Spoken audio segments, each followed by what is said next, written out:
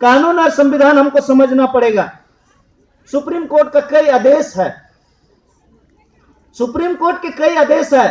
5 जनवरी 2011 को मार्कंडे काटजू और ज्ञान सुधा मिश्रा ने ऑलरेडी बोल चुके हैं कि इस देश का मूल निवासी केवल आदिवासी है।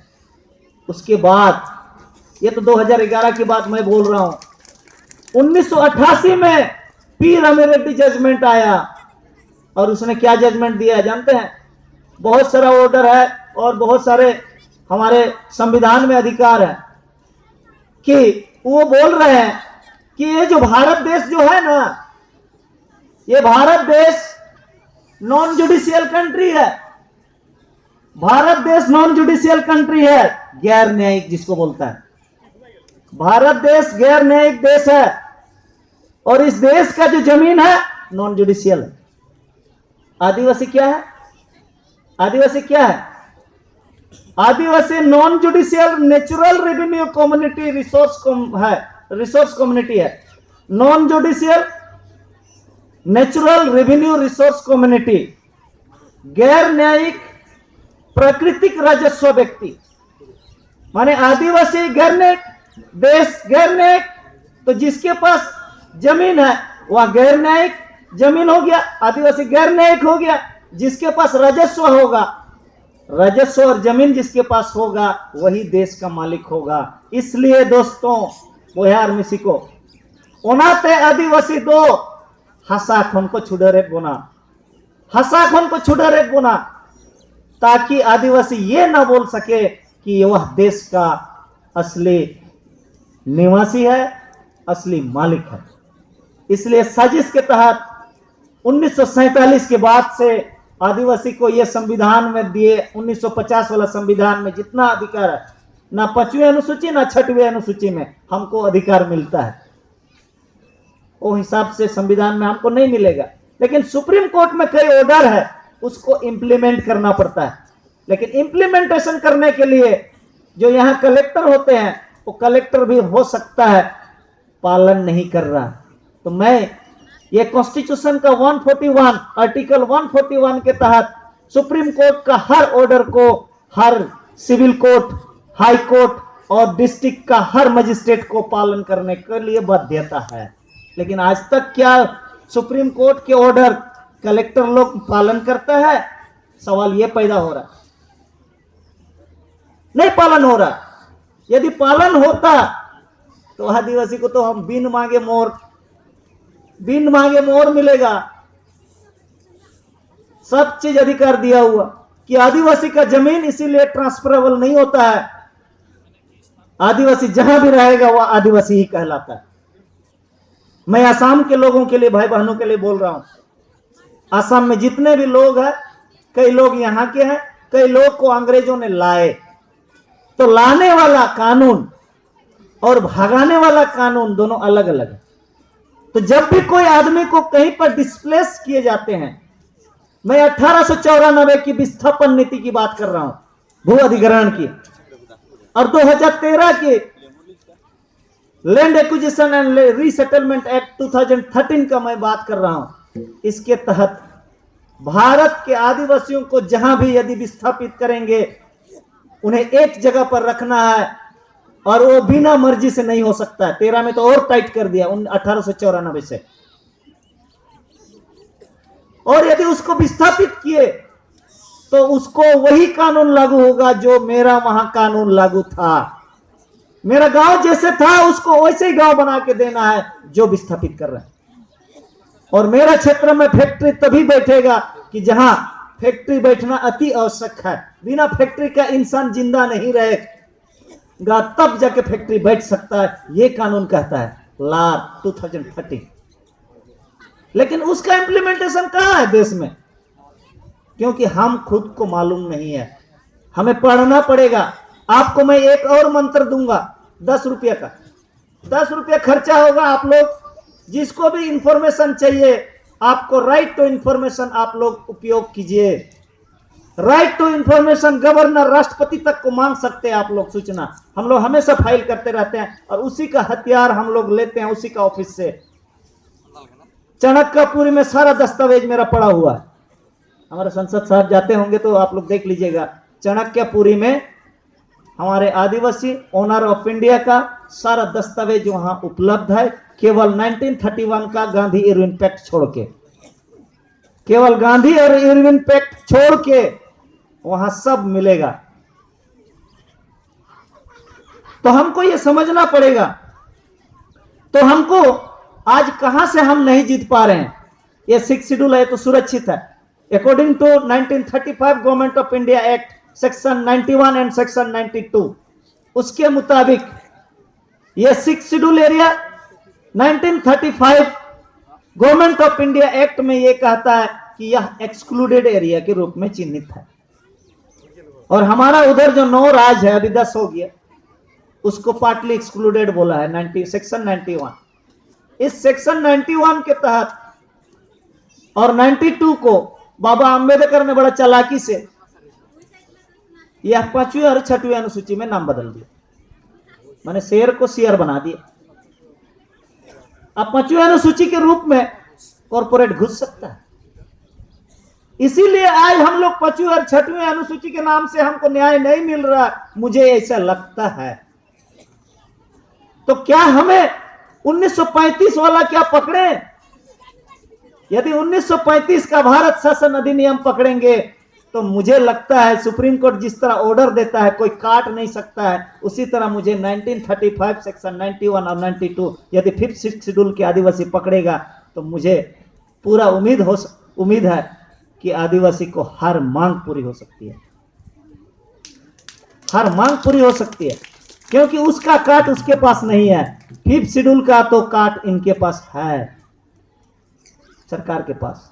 वो विकास के लिए मेरे से मांग सकता है, लेकिन उसी का कानून वो बनाता भी है, बोलता है कि आदिवासी को सब न्याय मिलेगा, लेकिन देता तो नहीं है ना। हम मांगेंगे तो क्या मिलेगा? भीख। मांगोगे तो भीख मिलेगा, ये है ना, मांगोगे तो भीख मिलेगा। तो हमको उसके लिए ये चीज को आपको जोड़ने के लिए लैंड रेवेन्यू रूल पढ़ना पड़ेगा। लैंड रेवेन्यू रूल 1921 एंड 72 आप पढ़ेंगे तब जाके आपको ये 1935 के साथ मैच करेगा। ये बहुत पेचीदा मामला है, आज तक ये बहुत सारे विद्वान लोग नहीं पढ़े, जोड़े नहीं, इसलिए एक कहानी नहीं बना पाए, ये रास्ता नहीं खोज पाए। ये खुल जा सिमसिम वाला बात है ना, खुल जा सिमसिम वाला चाबी तो मिला है, लेकिन कैसे घुमाएंगे, कितना ठेल के घुसाएंगे, कि तान के घुसाएंगे और घुमाना कैसे, ये नहीं मालूम है, इसलिए हम हार रहे हैं। ये दोनों हमारा 5th और 6th शेड्यूल के लिए मैं फायदे की बात बोल रहा हूं। यदि मुझे 5th और 6th शेड्यूल में आदिवासियों को न्याय नहीं मिल रहा 5वीं और 6वीं अनुसूची से, यहां तो चलिए मुझे अच्छा लगा कि काउंसिल के रूप में यहां अधिकार दिया है, लेकिन मुझे उससे संतुष्ट नहीं होना चाहिए। मुझे काउंसिल के नाम से संतुष्ट नहीं होना चाहिए, मुझे तो पूर्ण अधिकार चाहिए। मैं बार बार आपको बोलता हूं कि बोर्डों से सीखना होगा हमको कि वो किस तरह एकता बनाए हुए हैं, डिसिप्लिन बनाए हुए। हम आदिवासी भी उससे सीखना है,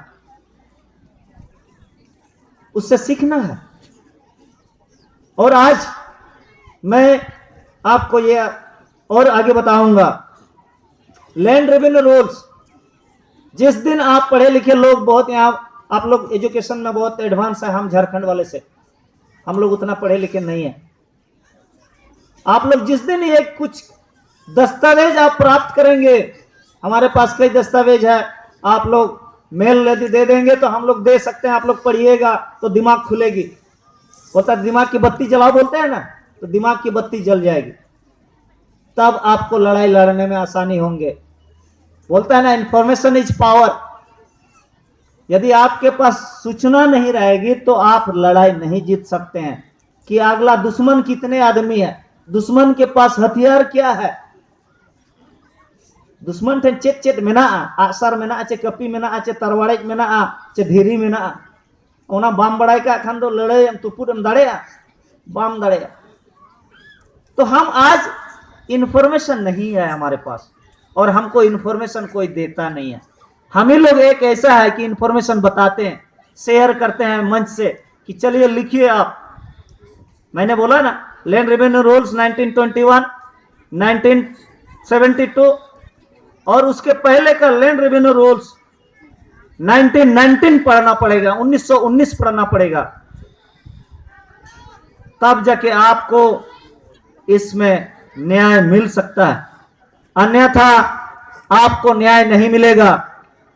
साथियों, ये मैं बहुत सारा धारा आप लोग को नहीं बताया, आपको 6 शेड्यूल का कई ऐसे चीज है जो आप जो मांग रहे हैं ना, ये सभी मांगे जायज है, सभी मांगे जायज है। आपको सिर्फ मांगने का तरीका बदलना होगा।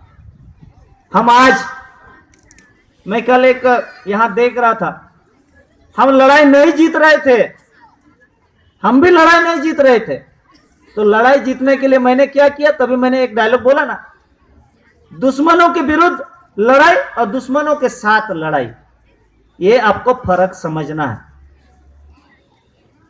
यहाँ कथा पे ठीक है, या तो दुश्मन माने बैरी सला लड़ा चे बैरी तुलुज लड़ा बनार भेगार गया, जुदी बैरी तुलुज लड़ा इन खान बाबन दाड़ा, बैरी सला आम लड़ा इन खान दाड़े, बैरी दो आलम मेसाया आम से दो, बैरी जुदी मेसा के दिया अरे मैंने पहले बन कौन के तो 10 जन गया बन इन खान बन दाड़े।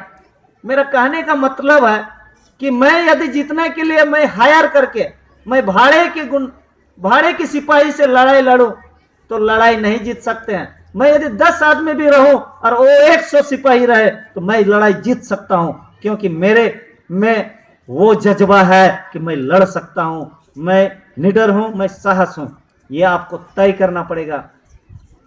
इसीलिए दोस्तों, एक कहावत है कि कौन कहता है कि इस आसमान में सुराख नहीं हो सकती है, कौन कहता है कि आसमान में सुराख नहीं हो सकती है। एक पत्थर तो उछालो यारो प्रेम से, आसमान सुराख जरूर होगी।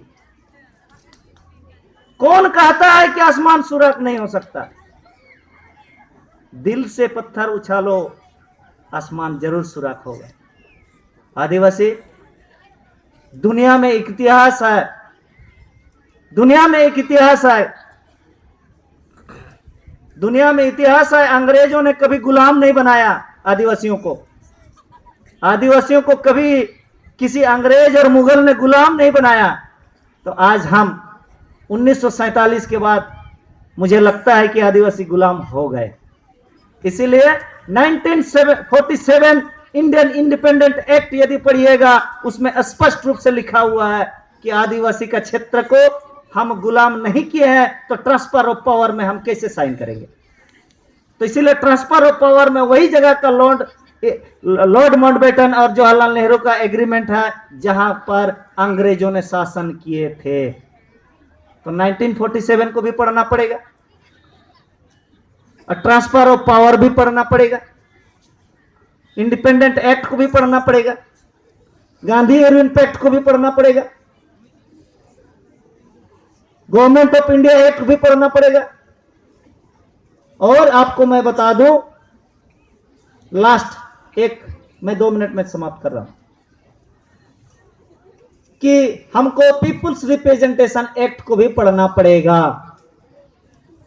पीपुल्स रिप्रेजेंटेशन एक्ट मैं गवर्नर से आरटीआई में एक प्राप्त किया कि क्या मेरे क्षेत्र में एक डिप्टी कलेक्टर को, उनका एग्जीक्यूटिव जो पावर होता है, यहां डिप्टी कमिश्नर बोलता है, हमारे वहां भी डिप्टी कमिश्नर, उनका पावर, एग्जीक्यूटिव पावर जो होता है ना, शेड्यूल एरिया में काम करने का अधिकार क्या गवर्नर ने इसका एक्सटेंशन किया है या नहीं? आरटीआई में मांग लीजिए, आपको पता चल जाएगा। हो सकता है यहां 6वीं अनुसूची में दिया हो, लेकिन हमारे क्षेत्र में 10 राज्य में किसी गवर्नर ने आज तक किसी डिप्टी कमिश्नर को दिया ही नहीं है। दैट मीन्स ये जो एग्जीक्यूटिव पावर ये जो यहां अप्लाई कर रहे हैं, पीपुल्स रिप्रेजेंटेशन एक्ट जो हमारे ऊपर चलाते हैं, यह पीपुल्स रिप्रेजेंटेशन एक्ट के विरोध में मैंने जब फाइल किए चुनाव आयोग और गवर्नर के पास कि क्या आप मेरे राज्य में, मेरे क्षेत्र में यह कानून, क्योंकि पीपुल्स रिप्रेजेंटेशन एक्ट पार्लियामेंट का कानून है और पार्लियामेंट का कानून मेरे लिए लागू होगा कि नहीं होगा, यह पुस्तक में पूर्ण रूप से लिखा हुआ है। यह डायरेक्टली लागू नहीं होगा। गवर्नर जब तक लोक अधिसूचना, public notification, without any public notification of the governor, any law और ordinance will be not to apply in schedule area, ये लागू नहीं होता है। तो ये सब चीज प्राप्त करने के बाद मेरे पास काफी शक्तियां मिली और मैं लोगों को बताता हूं, और आप भी आरटीआई सूचना का अधिकार बोलता है, सूचना का अधिकार नोआ में ना नोआते आपे 2 टकाते आपे governor, deputy commissioner, BDO, CO, थाना वाला, एसपी, एसडीओ जहां के पे फाइल करते पे कोई दाड़िया कुआ एक सवाल एक बार में फाइल कीजिए, आपको सारा सूचना घर बैठे बैठे मिलेगा, तो आप ताकत बनेंगे और लड़ाई जीत सकते हैं। तो दोस्तों, मेरे बाद भी और भी वक्ता है और मुझे अपने शब्दों को छोटा करने के लिए हमारे अध्यक्ष महोदय ने हमको नोक किए हैं, और इसलिए मैं अपने वक्तव्य को छोटा करते हुए मैं समाप्त करना चाहूँगा।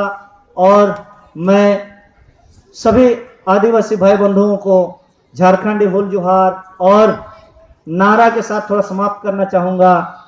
चलो मिदते मेन मात अबोन आदिवासी एकता जिंदाबाद, आदिवासी एकता जिंदाबाद, जय आदिवासी, जय आदिवासी, जय बिरसा मुंडा, सिद्धू कान्हू अमर रहे, सिद्धू कान्हू अमर रहे। जोहार, धन्यवाद।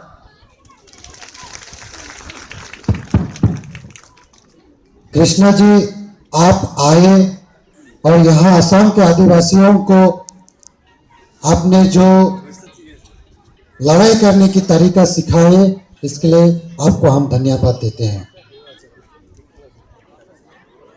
अपना स्पीचर जरिए भाषणर जरिए आमाक एक शक्ति आम एक अनुभव करिছো, कारण आम गम पाइছো किछु कथा 5th शेड्यूल 6th शेड्यूल और तातকৈ डाঙर कथा जे इंडिजिनियस कम्युनिटी जी आछे, ए इंडिजिनियस कम्युनिटी आदिवासी सकলৰ কাৰণে যথেষ্ট সাংবিধানিক ভাৱে তেওঁলোকৰ ক্ষমতা আছে, কিন্তু আমি আৱেগ নথকাৰ কাৰণে, সচেতন নথকাৰ কাৰণে আমাৰ বহুত আমাৰ ৰাইটস প্ৰাপ্যখিনি পৰা আমি বঞ্চিত হৈ আছো।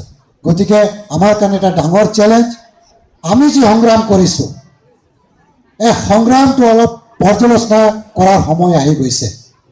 1996 পৰা আজিলৈকে তাৰ আগতে আদিবাসী সেৱা সমিতি, তাৰ আগতে আদিবাসী কাউন্সিল অফ আসাম বহুত সংগ্ৰাম কৰিলে, কিন্তু এতিয়াও আমি আমাৰ যি প্ৰাপ্য, আমাৰ যি অধিকাৰ, তাৰ পৰা আমি বঞ্চিত হৈ আছো। গতিকে time has come to analysis our movement আৰু আমাৰ ষ্ট্ৰেটেজি চেঞ্জ কৰি যেনেকুৱা হ'লে আমাৰ যি ৰাইটছ আছে সেইটো আমি হাসিল কৰিব লাগিব। তো কৃষ্ণা जी, once more thank you। एक बार जोरदार ताली कृष्णा जी के लिए।